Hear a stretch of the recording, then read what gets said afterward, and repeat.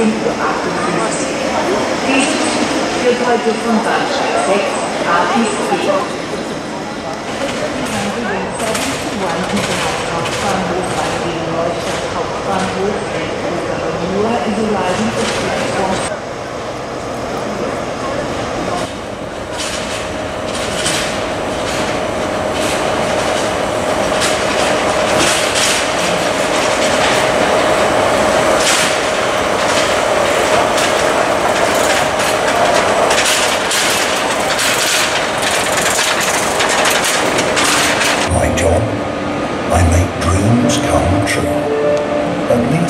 For travellers, because I connect Europe.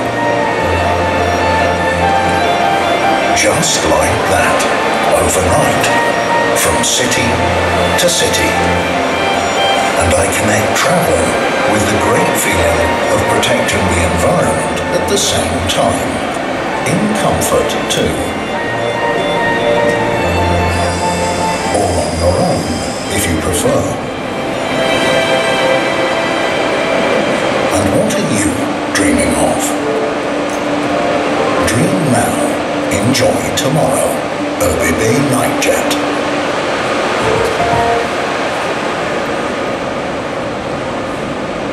Das bin ich, der Night. Guten Abend, meine sehr verehrten Damen und Herren. Bonsoir, mesdames et messieurs. Mein Name ist Alice Schneider.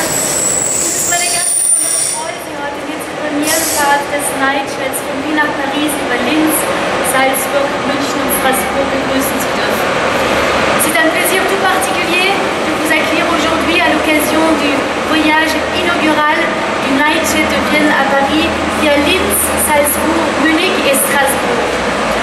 Was gibt es denn Schöneres als Paris, die Stadt der Liebe, la ville de l'amour, wieder bequem, sicher und vor allem klimaschonend mit einem Nachtzug bereisen zu können? Qu'y a-t-il de plus beau que de pouvoir à nouveau de voyager à Paris en train de nuit, confortablement, en toute sécurité et surtout en préservant le climat? Aufgrund der Covid-Situation sind unsere Zuschauer heute nur via Livestream zugeschaltet. Wir freuen uns aber sehr über unsere Live-Gäste und ganz besonders über unsere französische Délégation. Nous sommes très heureux d'accueillir tout d'abord nos invités français. Le ministre des Transports, der französische Verkehrsminister, Monsieur Jean-Baptiste Djebbari. Bonsoir.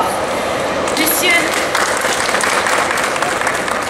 l'ambassadeur, seine Exzellenz der Botschafter von Frankreich, Monsieur Gilles Bécout. Monsieur Christophe Félichet, der CEO und PDG de SNCF Voyageurs. Bonsoir. Monsieur Alain Krakowitsch, der CEO und Direkteur de Voyage SNCF. Bonsoir aussi.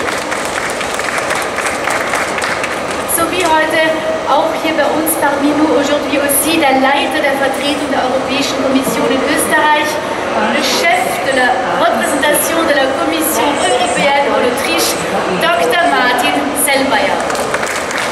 Bonsoir, guten Abend. Und die Klimaschutzministerin, la ministre de la Protection du Climat, Frau Leonore Gewessler. Guten Abend. Und natürlich der CEO der ÖBB, Herr Andreas Martin. Ich darf nun gleich die Bundesministerin hier zu mir auf die Bühne bitten. Sie sind schon mit einem Mikrofon ausgestattet. Frau Bundesministerin, vielen herzlichen Dank, dass Sie sich Zeit genommen haben und heute hier dieser Premiere beiwohnen. Ich stelle Ihnen meine Frage erst auf Deutsch und dann auf Französisch, damit unsere Gäste auch verstehen, worum es geht. Als Klimaschutzministerin fahren Sie ja zu vielen Terminen mit der Bahn. Welche Rolle spielt für Sie dabei der Nachtzug? En tant que ministre de la protection du climat, vous vous rendez à de nombreux rendez-vous en train. Quel rôle joue pour vous le train de nuit? Herzlichen Dank für die Frage. Vor allem zuerst herzlichen Dank für Ihr aller Interesse auch heute im Livestream. Vor allem ein großes Danke an alle, die in den letzten Monaten intensiv daran gearbeitet haben, dass wir diesen Moment hier erleben können.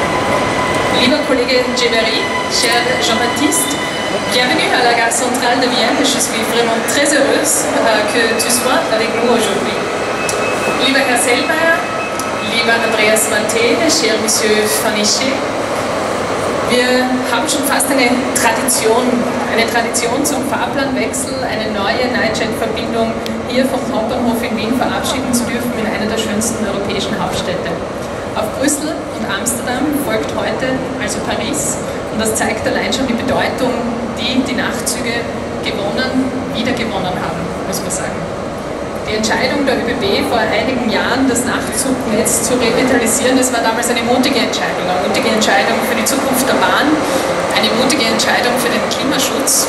Aber heute zeigt sich, die Zukunft der Kurz- und der Mittelstrecke in Europa, das ist die Bahn.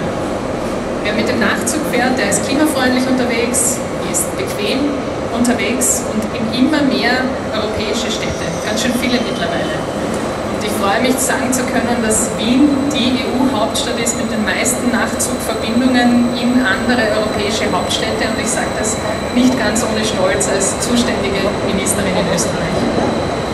Nightjet-Fahren ist Klimaschutz, aber Nightjet-Fahren, das macht noch ein weiteres Plus auf der Liste, das lässt Europa näher zusammenrücken. Die Bahn verbindet Europa. Und ich finde auch deswegen ist der Nightjet so ein schönes Symbol für Zusammenarbeit, für ein Europa, das zusammengehört, für ein Europa, das gemeinsam die großen Herausforderungen angeht im Klimaschutz, weil da braucht es uns alle und da braucht es uns alle gemeinsam. In diesem Sinne, der Nightjet nach Paris ist zurück. Das freut mich als Klimaschutzministerin enorm. Das freut mich auch ganz persönlich. Ich hoffe, ich kann bald auch selbst unterwegs sein, klimafreundlich nach Paris, mit dem Nightjet nach Paris. In diesem Sinne, vielen Dank, gute Fahrt, bon voyage.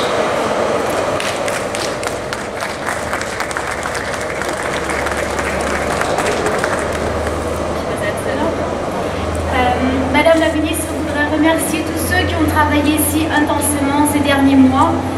À Bruxelles et Amsterdam, nous avons cette nouvelle liaison vers Paris. Et Madame la ministre trouve que c'est la meilleure description de la grande importance que le train de nuit a retrouvée. Il y a quelques années, les Nightjets étaient une décision courageuse des ÖBB pour la protection du climat et pour l'avenir des chemins de fer. Aujourd'hui, nous pouvons dire que Vienne est la ville de l'Union européenne qui dispose du plus grand nombre de liaisons ferroviaires de nuit. Et Madame la ministre en est très fière. Madame la ministre constate aussi que ceux qui prennent le train protègent le climat. Oui, ça c'est une chose, mais le train de nuit joue un autre rôle de plus. Il rapproche l'Europe. C'est un beau signe qui montre que nous sommes unis en Europe et que nous maîtrisons ensemble les grands défis et c'est exactement ce dont nous avons besoin pour lutter contre la crise climatique. Le train de nuit pour Paris est de retour et celui, et ça réjouit Madame la ministre en tant que ministre autrichienne, surtout de la ministre de la protection du climat, mais elle s'en réjouit aussi personnellement comme elle aime pour Paris. Frau Bundesministerin, vielen Dank für das Gespräch und für Ihre große Unterstützung dafür, dass es immer mehr Nachtzüge geben wird. Maintenant, j'invite Monsieur le ministre Jean-Baptiste Djebbari, le ministre des Transports, à bien pouvoir me rejoindre sur scène. Merci beaucoup, Monsieur le ministre. Nous sommes très honorés de votre présence parmi nous ce soir. Ich möchte d'abord poser la question en allemand. Die Premiere dieser Verbindung heute, nur ein Jahr nach der Unterzeichnung einer internationalen Absichtserklärung für Nachtzüge, ist eine unglaublich große Herausforderung, die in dieser kurzen Zeit hervorragend gemeistert wurde. Wie ist Ihre Stimmung heute? Inaugurer cette liaison juste un an après la signature de la déclaration d'intention sur le train de nuit est un beau défi relevé. Quel est votre état d'esprit aujourd'hui? Bonsoir à tous. Je veux d'abord commencer par remercier Madame la Ministre, chère Éléonore, pour son accueil. Et je suis ravi d'être avec toute la délégation française, non seulement pour relancer le Vienne-Paris, mais aussi pour y embarquer et donc avoir le plaisir d'y passer la nuit et de retrouver Paris demain matin. Le train de nuit, c'est une politique importante du gouvernement français parce que c'est écologique d'abord, parce que c'est économique et parce que ça correspond aussi au souhait de voyager un peu différemment, un peu plus lentement, et c'est notamment un souhait des populations les plus jeunes. Nous avons en France relancé 4 lignes de train au niveau domestique et nous relançons donc 3 lignes européennes d'ici 2024. Vienne-Paris aujourd'hui, Paris-Berlin en 2023 et Zurich-Barcelone-Lyon en 2024. Et d'ici à 2030, nous souhaitons rouvrir 10 lignes européennes. Et l'enjeu sera donc pour nous, tous ensemble, au niveau européen, d'arriver à la fois à rouvrir ces lignes, de conquérir ces clients, et puis de nous doter de nouveaux matériels roulants. Nous aurons besoin d'une trentaine de nouveaux trains d'ici à 2030. En tout cas, c'est un grand plaisir et un grand honneur d'être avec vous ce soir. Merci beaucoup. Monsieur Djibari bedankt sich bei der Frau Ministerin und für den herzlichen Empfang hier bei der ÖBB. Er sagt, in seinem Land, in Frankreich, ist es sehr wichtig, auf ökologischer Seite, auch für die jungen Leute, die immer mehr mit der Bahn reisen, dass heute dieser Zug hier eröffnet wird. Es gibt bereits 4 nationale Nachtzüge und er möchte 2023 den Zug von Paris nach Berlin eröffnen und 2024 von Zürich nach Barcelona via Lyon. Es gibt den Plan, bis 2030 10 weitere Züge, Nachtzüge zu eröffnen und jetzt ist noch was noch offen ist, die Finanzierung und er hofft eine Finanzierung von 30 Zügen und er hofft darin Unterstützung zu finden. Merci beaucoup et très bon voyage au bord du Night Jet ce soir. Jetzt darf ich Herrn Dr. Sellmeier, den Leiter der Vertretung der Europäischen Kommission, zu mir bitten. Vielen Dank für Ihr Kommen. Meine Frage gleich schnell. Welche Rolle spielen zusätzliche Bahnverbindungen für die EU? Quel est le rôle des liaisons ferroviaires supplémentaires pour l'Union européenne? Ja, vielen Dank für die Einladung und auch meine Gratulation an Wien, die Hauptstadt der Nachtzüge. Ich selber bin ein begeisterter Nutzer der Nachtzüge, nicht nur weil es klimafreundlich ist, weil es Menschen zusammenbringt, wie die Ministerin gesagt hat, sondern weil es richtig eine coole Art und Weise ist zu reisen. Und ich mache das ja regelmäßig zwischen Brüssel und Wien und ich werde das sicher ab jetzt auch zwischen Wien und Paris machen. Eins müssen wir noch hinbekommen und da hat mich Herr Maté darauf hingewiesen, dass wir in Europa noch sehr, sehr viele administrative und juristische Hindernisse dafür haben, dass die Züge grenzüberschreitend Personen schnell ans Ziel bringen. Und deshalb wird die Europäische Kommission morgen einen Aktionsplan vorstellen, denn wir wollen diese Hindernisse schrittweise beseitigen. Es darf nicht sein, dass ein ÖBB-Nachtzug oder irgendein anderer Nachtzug des Nachts einfach nur rumsteht und nicht weiterfahren kann, weil nationalrechtlich das nicht zugelassen ist. Diese Hindernisse müssen wir beseitigen. Und wir wollen noch ein zweites tun. Wir wollen die Jugend ermutigen, zunehmend Zug zu fahren. Ja, deshalb, wer ein Erasmus-Studium im Ausland hat, der soll ermutigt werden, mit dem Zug zu fahren. Dafür ist auch das Erasmus-Stipendium da. Denn junge Leute sind ganz besonders im Fokus der Klimapolitik.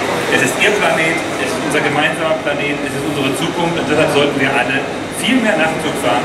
Dann ist es gut für die Klimapolitik, aber es ist vor allem auch eine sehr schöne, auch entschleunigte Art zu reisen.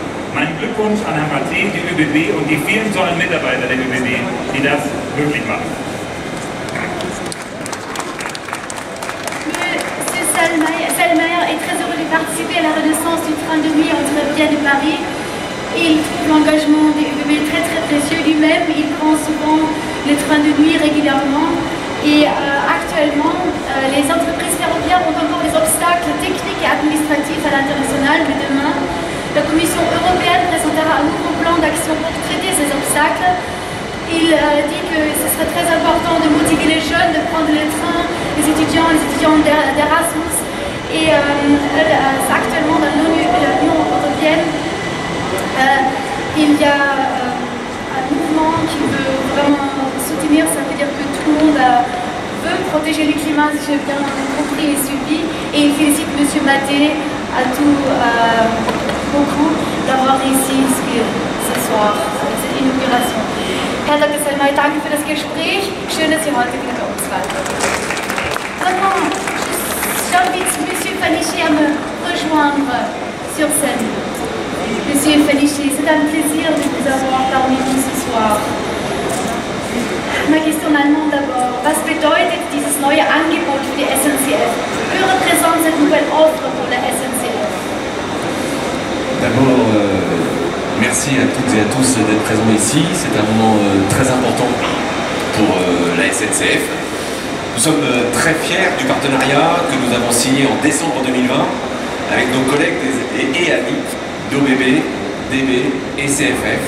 C'est une belle équipe d'Europe pour le train de nuit que nous avons créé il y a à peine un an. On a réussi à relancer ce train de nuit Paris-Vienne en à peine un an.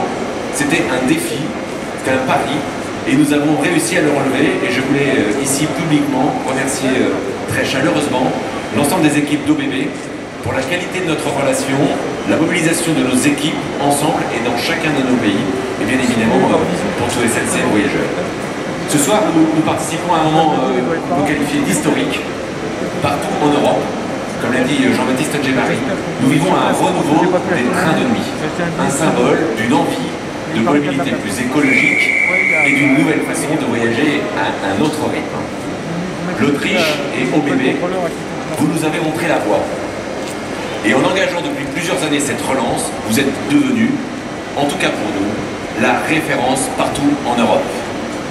C'est une ambition que nous portons aussi, nous en France, avec 2 nouvelles liaisons de nuit lancées cette année avec le soutien du gouvernement vers la Côte d'Azur d'abord, avec le Paris-Nice depuis le printemps, et vers les Pyrénées avec le Paris-Lourdes que nous avons lancé avec Jean-Baptiste Djebari, pas plus tard qu'hier soir.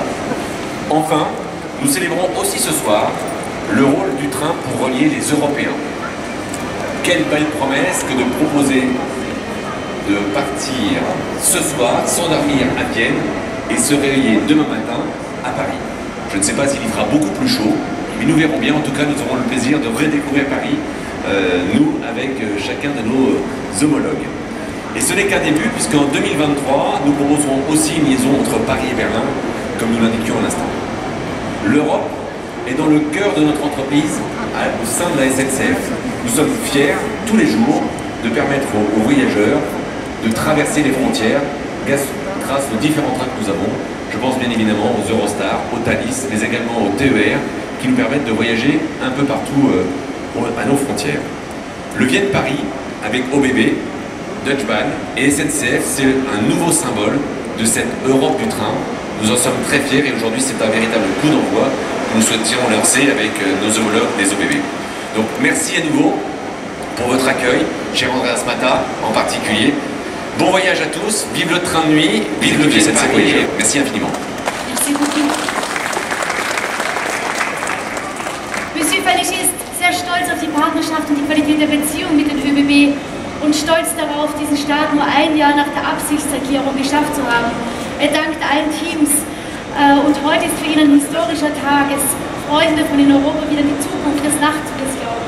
Die ÖBB hat ihm sozusagen, hat uns allen und hat ihnen den Weg gezeigt und ist zu einer Referenz geworden. Und für ihn ist die SNCF Voyageurs der Träger dieser Ambition in Frankreich. Und es ist für ihn heute eine besondere Freude, den Zug zu nehmen und morgen in Paris aufzuwachen. Und für die SNCF liegt Europa sozusagen im Herzen der SNCF. Und er dankt allen Partnern und ich werde das jetzt ein bisschen abkürzen, weil wir bald losfahren müssen. Monsieur Fallisch, merci de vos réponses et je vous souhaite à vous aussi un très beau voyage à bord du Nightjet. Merci beaucoup. Jetzt bitte ich noch den Hausherren, den CEO der österreichischen Bundesbahnen, Herrn Andreas Maté, zu mir auf die Bühne.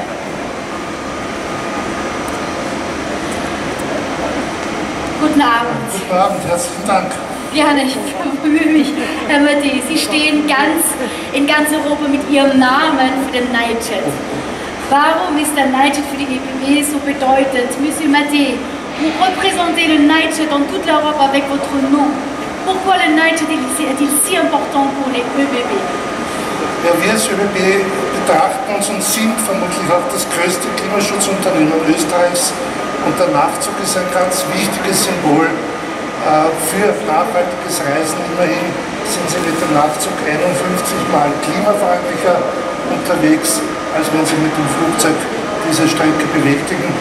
Und wir sehen, dass der Nachtzug und das Reisen mit dem Nachtzug in Europa immer mehr Anklang, ich würde fast sogar Begeisterung hervorruft, und das freut uns sehr. Insofern ist es uns auch wichtig, für unsere Kundinnen und Kunden neue Destinationen aufzunehmen. Und Herr Minister, ich glaube, wir werden es schaffen, Berlin, Paris, aber auch, was mich freut, Zürich, Barcelona. Wir haben dann vielleicht auch das eine oder andere Fahrzeug, das wir hier zur Verfügung stellen können.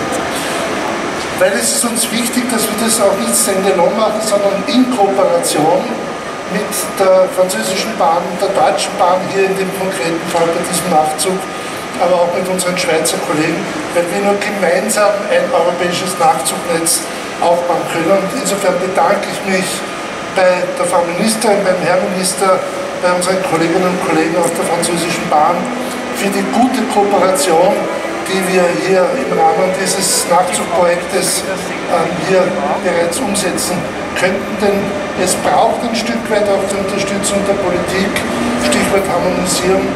Herr Selmayr hat das, denke ich, vorhin bereits angesprochen. Was mich an diesem Nachtzug besonders freut, ist die Verbindung letztendlich zwischen großen Städten, nämlich Wien, Salzburg, München, Straßburg, also die zweite wichtige Metropole der Europäischen Union, können wir mit diesem Nachtzug anbinden. Und last but not least, zumindest meine persönliche Traumstadt Paris, die wir hier wieder mit dem Zug erreichen können. Insofern bin ich überzeugt von dieser Verbindung. Das zeigen auch ein Stück weit schon die Buchungszahlen.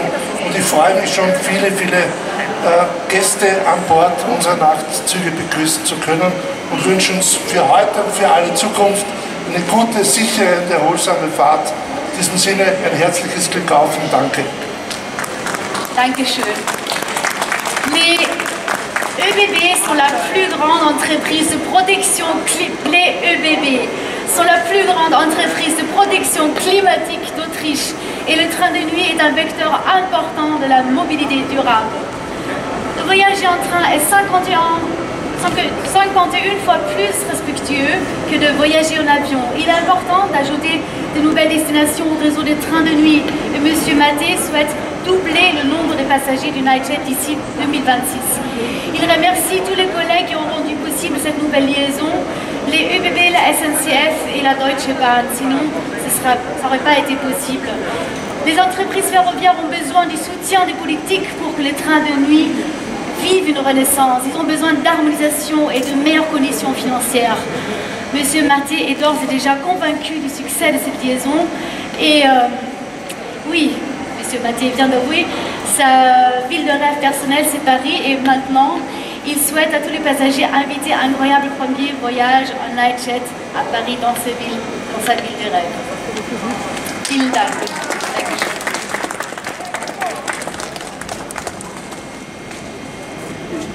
Ich bin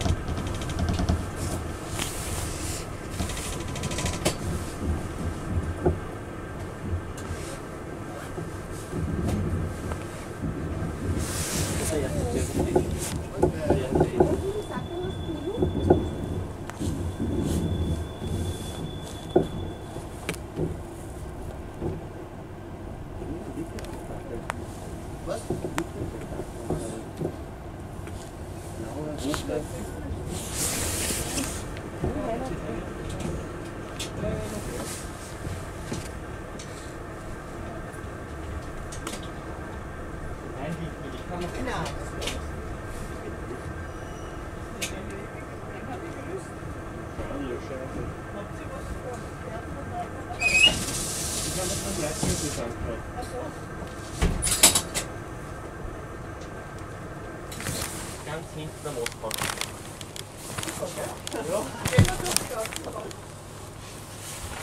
Également, la cour du passe sanitaire va être ouverte.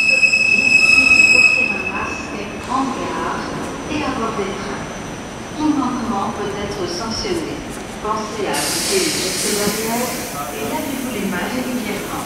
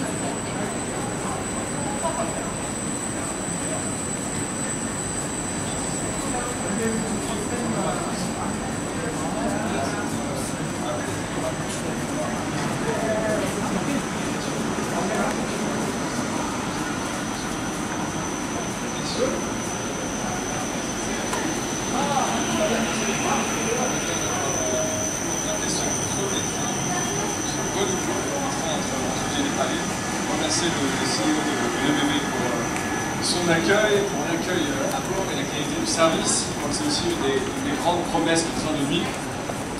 Vous dire que le train de nuit est une priorité de ce gouvernement. Le gouvernement a, vous le savez, très largement réinvesti dans le système ferroviaire et parmi les grandes politiques qu'il a relancées, non seulement les petites lignes ferroviaires, le fret ferroviaire, mais aussi les trains de nuit. Nous sommes particulièrement fiers aujourd'hui de la ligne européenne. Vous savez, nous avons fait 4 inaugurations de lignes en 4 jours avec Jean-Pierre Farandou et Christophe Fanichet. Nous avons relancé il y a 2 jours avec le Premier ministre une petite ligne de desserte fine, comme on dit, entre Épinal et Saint-Dié.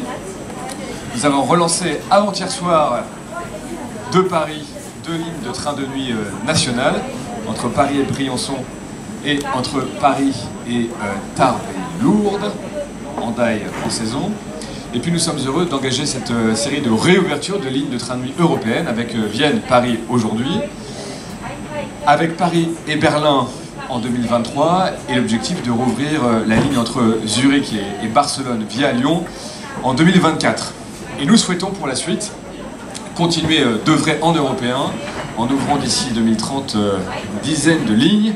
Cela supposera d'avoir du matériel roulant, j'en parlais avec le patron de BB et Christophe Fanichet cette nuit, et je le laissais très motivé à ce sujet. Nous avons produit un rapport qui nous permet d'envisager les choses sereinement, et puis cela nécessitera, et je finirai mon propos par là, de continuer à coopérer entre pays européens, et notamment entre entreprises ferroviaires européennes, et je voulais vraiment remercier l'excellente coopération que nous avons eue avec nos amis autrichiens, avec nos amis allemands, et évidemment avec la SNCF sur ce sujet, de manière à faire non seulement rouler ce train, faire rouler les autres trains européens et envisager l'avenir sereinement. Vous savez que les entreprises françaises, autrichiennes et européennes notamment ont signé un accord il y a un peu moins d'1 an maintenant, et aujourd'hui nous avons le plaisir et le bonheur de voir un premier train circuler entre Vienne et Paris, et d'autres sont appelés à les rejoindre. Donc je voulais vraiment, vous remercier aussi monsieur l'ambassadeur d'Autriche en France, l'ensemble de la délégation autrichienne, l'excellent accueil que nous avons eu à Vienne, et vous souhaiter à la fois une très bonne journée et vous dire à très bientôt. Merci à tous.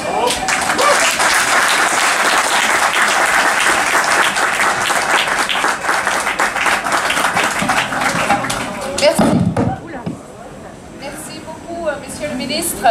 Je m'adresse maintenant aux 3 patrons des compagnies ferroviaires nationales, SNCF, ÖBB et DB. Donc, à commencer par le président directeur de SNCF, Jean-Pierre Farandou. Monsieur Farandou, si vous voulez bien me rejoindre sur scène.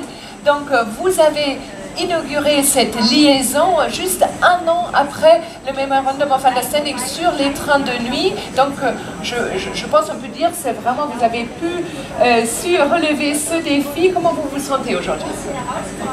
Nous sommes très fiers de pouvoir inaugurer aujourd'hui ce train, en tout cas de l'accueillir ici à Paris.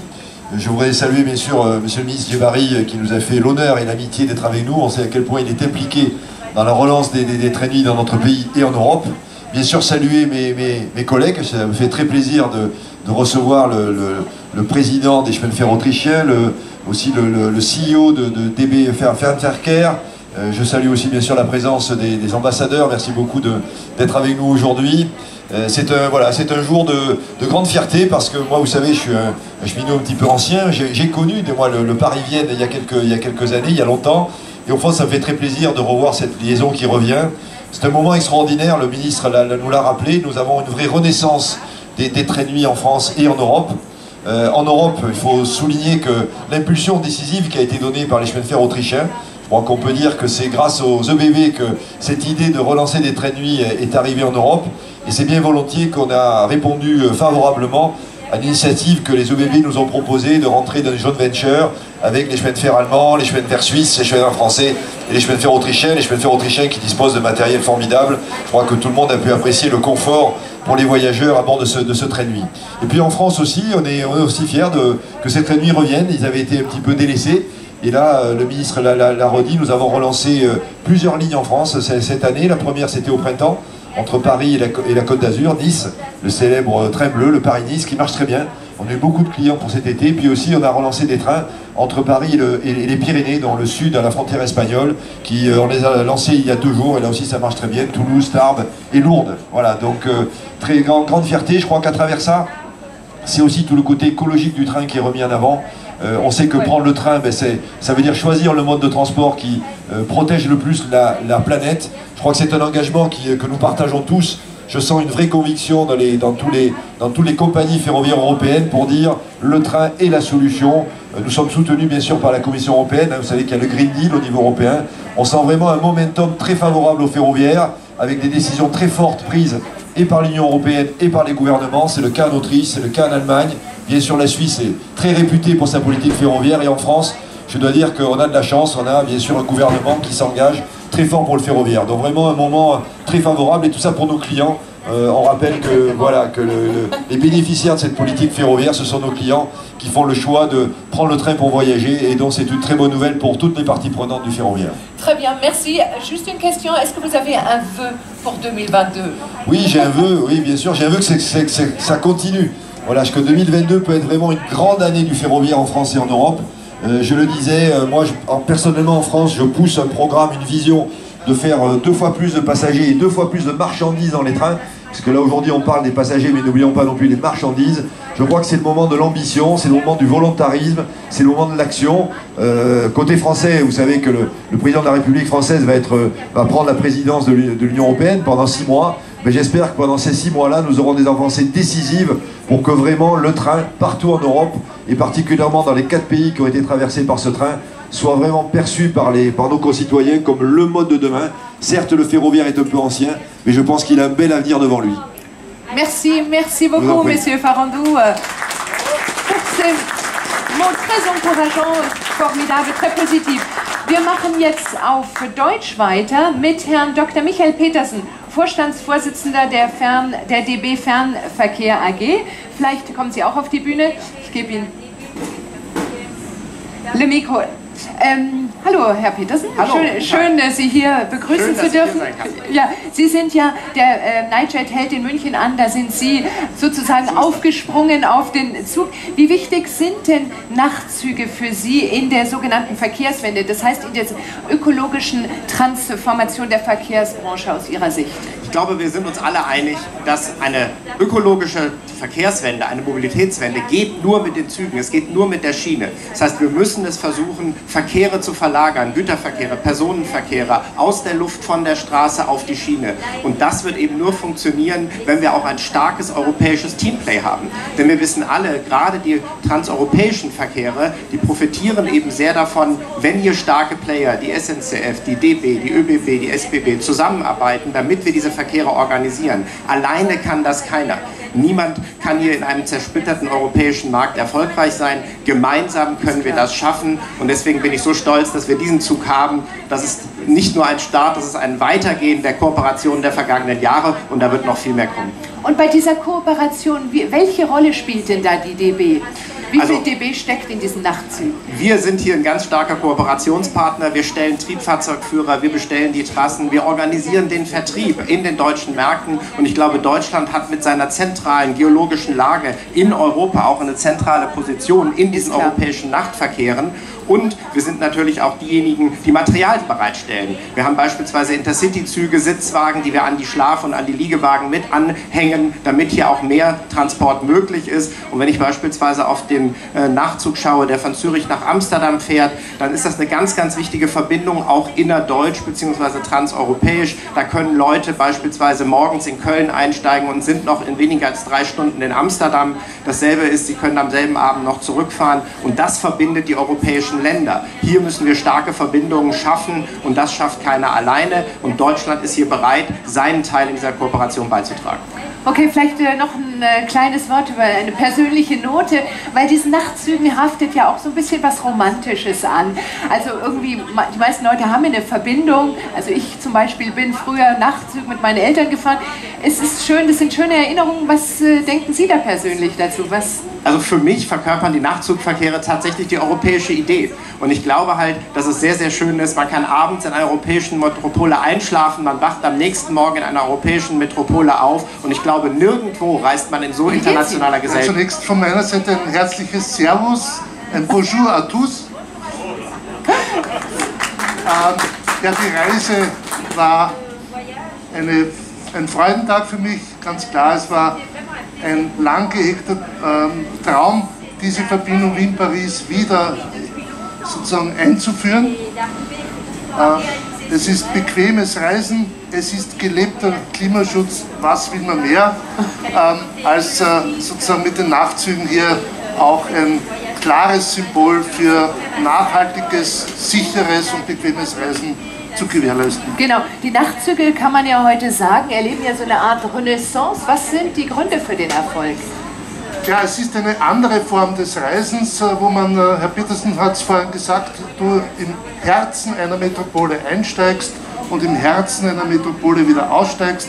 Du sparst dir lange Anfahrtswege, du sparst dir Parkhausgebühren und was immer sozusagen hier an Randgebühren anfahren, sondern man steigt bequem ein, man hat sein Bett, man nimmt vielleicht noch ein Glas Wein am Abend, lässt den Tag reflektieren, schläft dann hoffentlich gut, ich schlafe gut in den Zügen und am Morgen bekommt man ein Frühstück und kann den Tag in einer neuen Metropole wieder frisch beginnen. Und Sie haben ja schon die Klimawende angesprochen. Sind Sie denn bereit? Die Züge spielen ja eine ganz wichtige Rolle in dieser Klimawende.